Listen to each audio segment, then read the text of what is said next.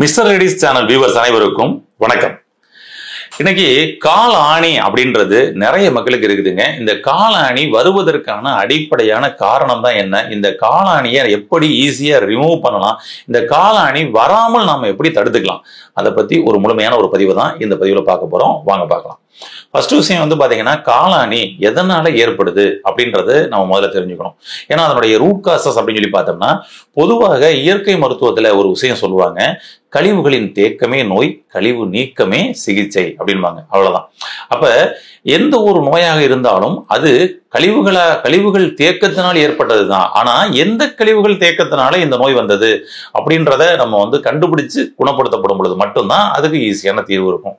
இப்ப காலில் வந்த ஆணி எதனுடைய கழிவு அப்படின்னோம்னா, அவர்களுக்கு குறிப்பாக நுரையீரல்ல சளிகளுடைய தேக்கம் அவர்களுக்கு இருந்திருக்கும். ஃபர்ஸ்ட் சின்ன பிள்ளையில வந்து பாத்தீங்கன்னா அதிகமா சளி பிடிச்சு அந்த சளிக்காக மருந்து மாத்திரைகள் எடுக்கப்பட்டு அந்த மருந்து மாத்திரைகள் வந்து பாத்தீங்கன்னா சளியை வெளியேற்றாமையே உள்ளுக்குள்ள தங்க வச்சு அந்த உள்ளுக்குள்ள தங்கின சளி கழிவுகள் பல்வேறு கிளை நோய்களை உண்டு பண்ணியிருக்குது. சரிங்களா?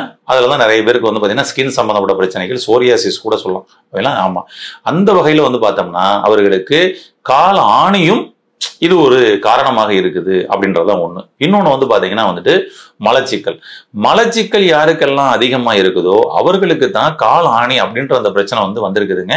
நீங்க செக் பண்ணி பாருங்க, யாருக்கு கால் ஆணி இருக்குதோ அவர்கள் மலச்சிக்கல்ல கொஞ்ச நாளைக்கு முன்னாடி, எப்ப கால் ஆணி வந்ததோ அதுக்கு முன்னாடி கொஞ்சம் அவஸ்தைப்பட்டிருப்பாங்க அப்படின்றத சொல்லலாம்.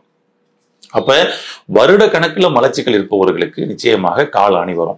நீங்க உங்களுடைய கால் பாதத்துல செக் பண்ணி பாருங்க, இந்த கால் ஆணி குறிப்பாக அதிகபட்சமான பேருக்கு நம்மளுடைய கால் பாதத்துல வந்து பாத்தீங்கன்னா வந்துட்டு இந்த ஏரியாவில தான் மேக்சிமம் வந்து பாத்தீங்கன்னா கால் ஆணி வருது.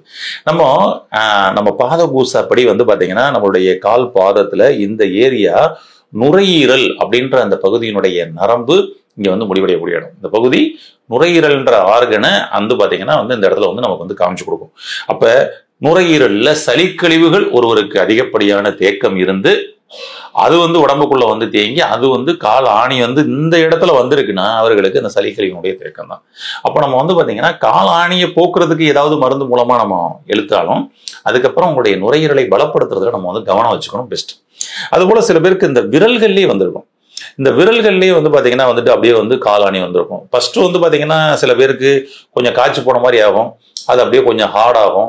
அப்புறம் கொஞ்சம் கொஞ்சமா அது வந்து பாத்தீங்கன்னா ஒரு கருப்பு கலர்ல ஒரு சின்ன ரவுண்டு தெரியும். உள்ள பார்த்தா அந்த ஆணி வளர்ந்துகிட்டே உள்ள டீப்பா போகும். அப்புறம் நார்மலா தரையில காலை வச்சோம்னா அங்க உள்ள அப்படியே வந்து ஆணியை வச்சே குத்துற மாதிரி வந்து வலிக்கும். அவ்வளவு ப்ராப்ளங்கள்லாம் வந்து அவசப்படுவாங்க. அது எந்தெந்த ஏரியாவில் இருக்குன்றதை பொறுத்து ஒவ்வொரு ஆர்கன் சம்பந்தப்பட்ட பிரச்சனைகளையும் நம்மளுடைய கால் பாகத்தின் மூலமாக கண்டுபிடிக்கலாம். அதான் செய்வேன்.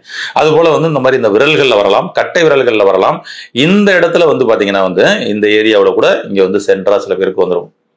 ஆமா, அப்ப காலாணிகள் இந்த ஏரியாவுக்குள்ள வருது அப்படின்னு சொல்லி சொன்னோம்னாலே அவர்களுக்கு சுவாச மண்டலம் சம்பந்தப்பட்ட கழிவுகளுடைய தேக்கம் அவருடைய உடம்புல இருக்குது அப்படின்றதான் இங்க நமக்கு காமிக்குது. அது போல ரொம்ப சில பேருக்கு வந்து பாத்தீங்கன்னா இந்த ஏரியாவில் இந்த குதிங்காலே வந்திருக்கும். இங்க இந்த ஏரியாக்குள்ளேயும் வந்திருக்கிறதுக்கான வாய்ப்புகள் இருக்குது, நம்முடைய கால் பாதத்துல இங்க கீழே இந்த பகுதியில. இப்ப இதெல்லாம் வந்து பாத்தீங்கன்னா வந்துட்டு அவர்களுக்கு மலக்கழிவுகளுடைய தேக்கம் அவர்களுக்கு வந்து இருக்குது. கழிவு வெளியேற்றும் மண்டலத்தில் ஏதோ டிஸ்டர்பன்ஸ் இருக்குது, அந்த கழிவு தேங்கி இருக்குன்றதுதான் இங்க வந்து ஃபர்ஸ்ட் காமிக்குது. அப்ப நம்ம கால் ஆணிய ஒரு பக்கம் வெளியில விரட்டினாலும் இந்த மூல காரணமான சளிக்கழிவுகளின் மலக்கழிவுகளின் தேக்கத்தை வெளியேற்றி அந்த ஆர்கனை புதுசா சூப்பரா வச்சுக்கிட்டோம்னா தான் மீண்டும் வராது. அதை முதல்ல தெரிஞ்சுக்கணும். ஒண்ணு, கால் பாதத்தை வந்து பராமரிக்கிறோம் அப்படின்ற பேர்ல நம்ம நிறைய வந்து சாஃப்டான செப்பல்ஸ் வந்து நம்ம வந்து பயன்படுத்திக்கிட்டு இருக்கிறோம். இந்த சாஃப்டான செப்பல்ஸ் பயன்படுத்துறத விட கொஞ்சம் ஹார்டாவே தாராளமாக பயன்படுத்தலாம், அதான் பெட்டர். ஆமா, ஏன்னா நீங்க கொஞ்சம் ஹார்டா நீங்க பயன்படுத்தப்படும் பொழுது, நீங்க மண் தரைகள்ல டைரக்டா நம்ம காலை வச்சு நடந்துகிட்டு இருக்கப்படும் பொழுது இவ்வளவு பிரச்சனைகள் நமக்கு வந்து கிடையாது. நோய்களே கால் பாதத்தில் உள்ள பிரச்சனைகள் மட்டுமல்ல, உடம்பில் நோய்களே வந்து பாத்தீங்கன்னா கிடையாது. இன்னைக்கு கால் பாதத்தை நம்ம வந்து தரையில வைக்கிறத வந்து கொஞ்சம் கொஞ்சமா குறைக்கப்படும் பொழுதுதான் உடம்புல நிறைய நோய்கள் அப்படின்றத இன்னைக்கு வர ஆரம்பிச்சிருச்சு. கரெக்டுங்களா? அப்ப அதுல ஒண்ணுதான் நம்மளுடைய காலில் வரக்கூடிய இந்த ஆணி அப்படின்னு சொல்லலாம். இப்போ ஒருத்தருக்கு வந்து காலாணி வந்ததுக்கான உங்களுக்கான காரணங்கள் தெரிஞ்சிருச்சு. இதை எளிமையா குணப்படுத்துவது எப்படி அப்படின்றத வந்து பார்ப்போம். ரொம்ப ஈஸியா அதை வந்து குணப்படுத்த முடியுங்க. வீட்டில் உள்ள நீங்களே வந்து தயார் பண்ணி சில மருந்துகளை குணப்படுத்திக்க முடியும். இது வெளியில வந்து பாத்தீங்கன்னா அந்த கானுக்கு வந்து பாத்தீங்கன்னா ஒற்ற பேண்டேஜ் வந்து கிடைக்குது. அதெல்லாம் கூட நம்ம வாங்கி கூட பயன்படுத்தலாம். ஏன்னா அது ஈஸியா சில பேருக்கு வந்து வந்துருது. ஆனா பட் எல்லாருக்கும் வந்து வரல. ஏன்னா அந்த ஆணியில வந்து எவ்வளவுக்கு எந்த அளவுக்கு ரூட் போட்டிருக்குது, எந்த இடத்துல இருக்குன்றத பொறுத்து இருக்குது. ஃபர்ஸ்ட் நம்ம அந்த மாதிரி கூட ட்ரை பண்ணலாம். பட் வீட்டில் உள்ள மருந்தாக நான் வந்து ட்ரை பண்ணணும் அப்படின்னு சொல்லி சொன்னோம்னா அதற்கு ஒரு எளிமையான மருந்து சொல்றேன். வசம்பு பொடி ஒரு 1/4 ஸ்பூன் எடுத்துக்கோங்க. மருதாணி பொடி ஒரு 1/4 ஸ்பூன் எடுத்துக்கோங்க. மஞ்சள் தூள் ஒரு 1/4 ஸ்பூன் எடுத்துக்கோங்க. அவ்வளவுதாங்க, அந்த 3 போதுங்க. ரொம்ப அருமையா வந்து உங்களுடைய காலாணியை வெளியே கொண்டு வந்துடலாம். இதை என்ன பண்ணணுங்க அப்படின்னு சொல்லி சொன்னோம்னா இதை அப்படியே கொஞ்சோண்டு தண்ணி விட்டு கொஞ்சம் குழப்புங்க. கொஞ்சம் கட்டித்தன்மையோட வர்றதோட ரொம்பவும், அதாவது ஒரு இலகு பதத்துல ஒரு கட்டித்தன்மையில வரும், அவ்வளவுதான். ரொம்பவும் இறுக கட்டியாயிடக்கூடாது, லூஸாவும் இருக்கக்கூடாது. அது மாதிரி வந்து பாத்தீங்கன்னா ஒரு பஞ்சாமிர்தம் பக்குவத்துல அப்படி வச்சுக்கோங்களேன். இலகு பதத்துல அப்படியே லைட்டா தண்ணியை வச்சு கொஞ்சம் கொஞ்சம் சேர்த்து அப்படியே கலக்கிங்க. கலக்கிட்டு இப்போ நம்ம காலில் ஆணி இருக்கிற இடத்துல அதை போட்டு வரணும். ஆனா அதுக்கு முன்னாடி ஃபர்ஸ்ட் உங்களுடைய கால் பாதத்தை சுடுதண்ணி வச்சு கொஞ்சம் சால்ட் போட்டு வாஷ் பண்ணிக்கங்க. தூங்குறதுக்கு முன்னாடி இந்த மாதிரி வாஷ் பண்ணிட்டு காலை சுத்தம் பண்ணிட்டு அதுக்கப்புறம் லேசா ஒரு பிளேடு ஏதாவது வச்சு அந்த இடத்துல வந்து பாத்தீங்கன்னா காலாணி இருக்கிற இடத்துல லேசா தோலெல்லாம் வந்து லேசா சீவிட்டு கரெக்டா அந்த கருப்பு புள்ளி மட்டும் தெரியும் பாருங்க, அந்த அளவுக்கு மேல அப்படியே சீவிருங்க. கருப்பு புள்ளி கரெக்டா தெரியிற இடத்துல இப்ப இந்த மெழுகு பதத்துல இருக்கக்கூடிய நம்மளுடைய வசம்பு, மருதாணி பொடி மற்றும் மஞ்சள் பொடி இதை கலந்த இந்த மூலிகையை எடுத்து அப்படியே அந்த இடத்துல வைங்க.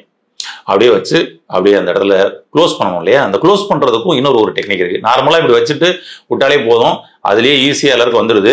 இருந்தாலும் நம்மளுடைய முன்னோர்கள், அதாவது பாட்டி வைத்தியமாக இன்னைக்கும் கிராமத்துல பயன்படுத்தி கொடுக்கக்கூடிய ஒரு விஷயம் இருக்குதுங்க. ஆமா, இப்ப இந்த மூலிகையை வச்சதுக்கு அப்புறம் என்ன பண்ணுவாங்க அப்படின்னா, கிராமத்துல வெற்றிலை இருக்கு பாத்தீங்களா, அந்த ஒரு வெற்றிலையில கொஞ்சம் விளக்கெண்ணெயை தடவுவாங்க. கொஞ்சம் விளக்கெண்ணெயை தடவி அதுக்கப்புறம் ஒரு விளக்கு, அதாவது ஒரு நல்லெண்ணெய் விளக்கு, நல்லெண்ணெய் ஊத்தி நம்ம தீபம் போடுவோம் பாருங்க, அந்த விளக்கு, அந்த விளக்குல அப்படியே காட்டுவாங்க அந்த வெற்றிலையினுடைய உள்பாகத்துல, ஓகேங்களா, உள்பாகத்துல அந்த நரம்புகள் தெரியக்கூடிய பாகம் வெளிப்பாகம், உள்பாகத்துல வந்து விளக்கெண்ணெயை தடவிட்டு அப்படியே காட்டுவாங்க. அப்ப அந்த வெப்பத்துல வந்து பாத்தீங்கன்னா இந்த பச்சிலையினுடைய சாரம் இந்த விளக்கெண்ணையோடதும் சேர்ந்து ஒரு மாதிரி அப்படியே வந்து பாத்தீங்கன்னா லேசா கொஞ்சம் கருப்பு கலர் அடிக்கிற அளவுக்கு அப்படியே பண்ணுவாங்க. பண்ணிட்டு இப்ப கரெக்டா அந்த கால் ஆணில மருந்து போட்டிருக்கீங்க பாருங்க, அதுக்கு மேல அதை அப்படியே வச்சிருவாங்க. வச்சுட்டு ஒரு காட்டன் துணி எடுத்து அப்படியே கட்டிடுவாங்க. கட்டிட்டு நம்ம படுக்க போயிட வேண்டியதுதான். இதை இன்னைக்கும் சில கிராமங்கள்ல ரொம்ப சூப்பரா எளிமையான வைத்தியமாக அதை வந்து பண்ணிட்டு வந்துட்டு இருக்கிறாங்க. ஓகேங்களா? அப்ப நம்ம வந்து கட்டிட்டு படுக்கப்படும் போது என்ன ஆகும்னா நல்லா அப்படியே வந்து அந்த வெது வெதுப்பான சூட்டுக்கும் அதுக்கும் நல்ல சுகமா இருக்கும், நல்ல தூக்கமும் வரும். அந்த காலில் இருக்கக்கூடிய ஆணி அப்படியே கொஞ்சம் கொஞ்சமா இலக்கம் கொடுக்க ஆரம்பிச்சிடும். ஒரு கட்டித்தன்மையோட இருக்கும் இல்லையா, கொஞ்சம் கொஞ்சமா இலக்கம் கொடுக்க ஆரம்பிச்சிடும். ஒரு சில பேருக்கு இந்த சிகிச்சை மூலமாக ஒரே நாள்லயே வந்து பாத்தீங்கன்னா வெளியே வர்றதுக்கான வாய்ப்புகள் இருக்குது. அன்னைக்கு காலையில வந்து பார்த்தோம்னா உள்ளுக்குள்ள இருந்து அந்த ஆணி மெழுகு மாதிரி அப்படியே வந்து கரைஞ்சு வடிஞ்சு அங்க வந்து இந்த வெற்றிலையில வந்து விழுந்திருக்கும். ஆமா, ஒரு சில பேருக்கு ஒரு 3 days 5 days அந்த மாதிரிலாம் வந்து எடுத்திருக்குது. இது வந்து எத்தனை நாளுங்க வைக்கலாம்? தாராளமாக இதுல வந்து எந்த ஒரு சைடு எஃபெக்டும் கிடையாது. ஃபுல்லா ஆணி கிளியர் ஆகிற வரைக்குமே தாராளமா வந்து பயன்படுத்தலாம். எத்தனை நாளாலும் ஒன்றும் பிரச்சனை இல்லை. ஆனா அதிகபட்சமே 5 daysல வந்து பாத்தீங்கன்னா வந்துட்டு வந்திருக்கு. ரொம்பவும் அதிகமா பெருசா இருக்குது, நிறைய இருக்குன்னா கூட 5 daysல வந்து பாத்தீங்கன்னா இது வந்து வந்துடும் கிளியர். ஆனா ஒரு நபருக்கே வந்து பாத்தீங்கன்னா கால் பாதத்துல நிறைய இடத்துல ஆணி இருக்குதுன்னா அவர்கள் ஒரே நாள்ல எல்லா இடத்துலயும் நீங்க பாட்டுக்கு வந்து வச்சுட்டு அதுலயே வச்சு மொத்தமா காலபுரம் கட்டிடக்கூடாது. ஏன்னா இடையில சில நபர்களுக்கு கொஞ்சம் வலிக்கிற மாதிரிலாம் இருக்கலாம், வலி எடுக்கலாம். வலி எடுத்தாலும் ஒன்றும் பிரச்சனை கிடையாதுங்க. ஏன்னா உள்ள இருந்து அந்த கழிவுகளை வந்து பாத்தீங்கன்னா எடுக்கிறதுக்குரிய வேலை நடக்குதுன்னு அர்த்தம். ஆனா நீங்க அந்த மாதிரி மொத்தமா வச்சிடாதீங்க. ஒரு இடத்துலையும் டாட் மாதிரி ஒரு நாளைக்கு ஒண்ணுலதான் வைக்கணும். அதாவது அந்த ஆணி கிளியர் ஆகிற வரைக்கும், ஒரு நாள்லயோ 3 நாள்லயோ கிளியர் ஆகும் இல்லையா, அது வரைக்கும் ஒரே பிளேஸ்ல தான் வைக்கணும், வச்சுட்டு கட்டிட்டு வரணும். அப்ப அடுத்து இன்னொரு இடத்துலன்னு சொல்லி நீங்க அடுத்தடுத்த நாள் வந்து நீங்க கண்டினியூ பண்ணிக்கலாம். காலாணி முழுவதும் உங்களுக்கு வந்து கிளியர் ஆயிடுச்சுன்னா மீண்டும் வராமல் தடுக்கணும்னா நான் என்னங்க பண்ணணும் அப்படின்னா, நான் ஏற்கனவே இது நோய் வந்ததுக்கான காரணம் சொன்னோம் பாத்தீங்களா, அந்த விஷயத்துலதான் அடுத்தது கவனம் செலுத்தணும்.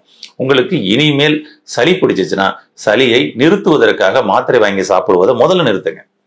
சளியை வெளியேற்றுவதற்காக மாத்திரை வாங்கி சாப்பிட ஆரம்பிங்க. வெளியேற்றுவதற்காக உணவு முறையை பண்ணுங்க.